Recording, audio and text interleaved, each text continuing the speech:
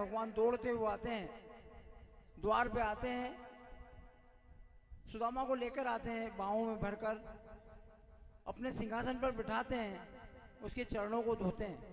रानियों से कहते हैं आप सब भी इनके चरणों को धो और इसका फिर पान करते हैं। कुछ दिन सुदामा वहीं रहते हैं। भगवान बहुत ख्याल रखते हैं, बढ़िया आभूषण पहनाए, स्नान कराया, परंतु जब जाने का समय आया तो सुदामा कहने लगे मैं जाऊं, कन्हैया मैं जाऊं, जाओ, मैं जाऊं, हाँ जाओ। सुदामा सोचते हैं कुछ देगा मेरे को जाने से पहले, पत्नी ने मुझे भेजा है कुछ लेने के लिए तो कुछ देगा। पर जब 4-6 बार सुदामा ने पूछा और कन्हैया ने कहा जाओ, पर एक काम करो सुदामा, ये जो वस्त्र पहने ना तुमने, आभूषण पहने, इनको निकाल जाओ, अपने जो पहन के आए थे फटे पुराने वही पहन के जाओ। सुदामा कहने लगा ये कैसा राजा है, ये कैसा मेरा मित्र है। पर सुदामा तो सुदामा ही था, सुदामा को कोई चाहत नहीं थी। ठीक है, राजश्री वस्त्र निकाले, आभूषण निकाले, आप तो ऐसे ही बैठे रहो दोनों, बढ़िया अच्छा लग रहा है, ये अच्छा करा छोटा भाई बड़ा भाई, तो अच्छा लग रहा, पैर दबा, थोड़ा अच्छे से पैर दबा जरा, निकाल दिए वस्त्र, पुराने वस्त्र पहन लिए। भगवान ने योग माया से कहा इनको द्वार किया सुदामापुरी पहुंचा दो। पहुंच गए वहां जाके, और जैसे ही अपने भवन को देखते हैं तो उनको दूसरा भवन दिखाई देता है। किसका भवन? या तो किसी सुदामा ब्राह्मण का था। पूछा किसी से, उन्होंने कहा कि नहीं यहाँ तो ये सुदामा जी का घर है। अंदर देखा सुशीला बढ़िया वस्त्र पहनी, श्रृंगार किया हुआ है, हीरे जवाहरात के आभूषण पहने। सुदामा से कहती आ जाइए। सुदामा कहते तू कौन? अरे मैं आपकी पत्नी हूं। ये सब कैसे? भगवान वहां प्रकट होते हैं, फिर भगवान कहते हैं सुदामा जी ये सब मैंने ही किया, और अब आप लोग जैसे मैं द्वारकापुरी में रहता हूँ ऐसे सुदामापुरी में आप रहिए। बोलिए बाकी बिहारी लाल की जय, गोपाल कृष्ण भगवान की जय। सुदामा जी और कृष्ण जी भी जा सकते हैं। आप कथा को आगे बढ़ाते हैं क्योंकि समय बहुत तेज आगे बढ़ रहा है, 1:30 बजने वाला। कथा को आगे बढ़ाते हैं अपन।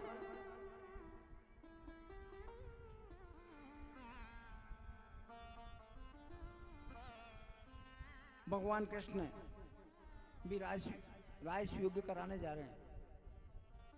बहुत बड़ा यज्ञ भगवान करा रहे हैं, और उस यज्ञ को जब भगवान ने कराया तो उनके जो पुत्र थे, बहुत बड़ा परिवार था उनका, लाखों की संख्या में, 16,108 रानियां थी उनकी, और हर रानी से 10-10 बच्चे थे। ऐसे लाखों नाती पोती का उनका परिवार था। राज यज्ञ जब कराने लगे हो, ब्राह्मणों का श्राप लगा, संतों का श्राप लगा।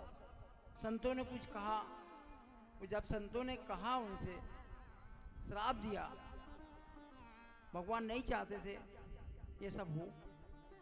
फिर जब उन्होंने देखा कि परिवार में लड़ाई झगड़ा सब शुरू हो गया है, कोई आपस में प्रेम से नहीं रहता है, तो ठीक है ये सब ठीक। संतों का श्राप लगा, और संतों के श्राप लगने से सारा यादव कुल नष्ट हो गया। यादव कुल नष्ट होने के बाद में द्वारकापुरी समुद्र में डूब गई। गोपियों को भगवान ने अर्जुन से कहा कि लेके जाओ। अर्जुन जब ले जाने लगे तो भीलों ने उनको लूट लिया। और जब भगवान के पास युधिष्ठिर के पास पहुंचे वो, उनने कहा अर्जुन क्या बात है, तुम्हारे चेहरे की रंगत उड़ गई है। हाँ क्या हुआ भैया? भगवान चले गए। और भगवान जब जाने लगे ना, उद्धव जी उनके साथ थे। और उद्धव जी से कहा उनने चलो उद्धव आज अपन साथ चलते हैं। हालांकि दोनों साथ जाते थे, वो उस दिन भी साथ जाने लगे। आप लोग ध्यान से सुनिए, जरा अपनी जगह बैठ जाइए, बहुत ध्यान से सुनिए ये बात। कोई आपस में बातचीत नहीं, ध्यान से सुने। भगवान का जाने का समय है, और ऐसा समय है भगवान का जिसकी अपन कल्पना नहीं करते। उद्धव जी से कहते हैं भगवान, उद्धव जी अब आप जाइए। उद्धव जी कहते हैं भगवान मैं कहाँ जाऊंगा, बद्री का आश्रम चले जाइए, मेरा जाने का समय आ गया, मैं जाऊंगा।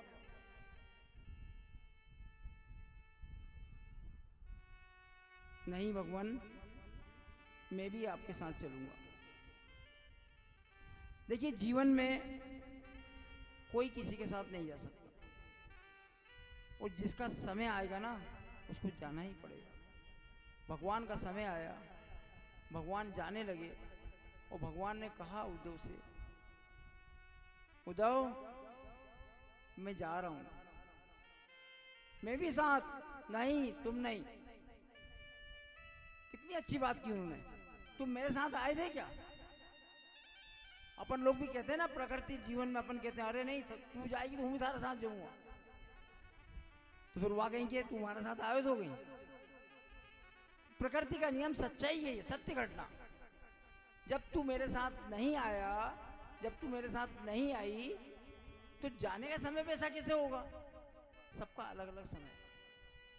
भगवान कृष्ण एक वृक्ष के नीचे आके बैठ जाते हैं। भगवान कृष्ण एक वृक्ष के नीचे आके बैठते हैं।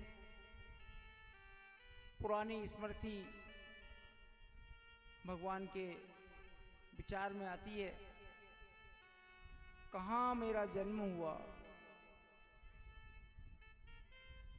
कैसे मेरे माता पिता रहे,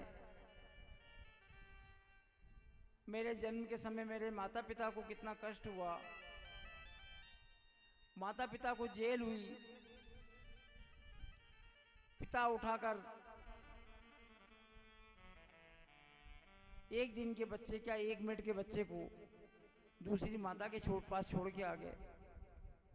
दूसरी माता ने कितना प्रेम दिखाया। यशोदा और कृष्ण का प्रेम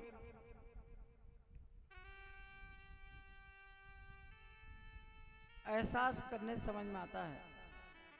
माता हो तो ऐसी और पुत्र हो तो ऐसा।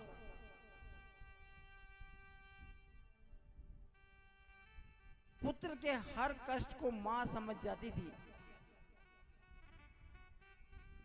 जब तक भगवान माता यशोदा के पास रहे, भगवान कृष्ण ने अपने हाथ से भोजन नहीं किया। 56 प्रकार के भोग माता उनको खिलाती थी। जब मथुरा जाने का समय आया, अक्रूर जी लेने आए, कितना रोई, कन्हैया तुम जा रहे हो, मेरा क्या होगा, कैसे रहूंगी मैं? मुझे ऐसा लगता है कन्हैया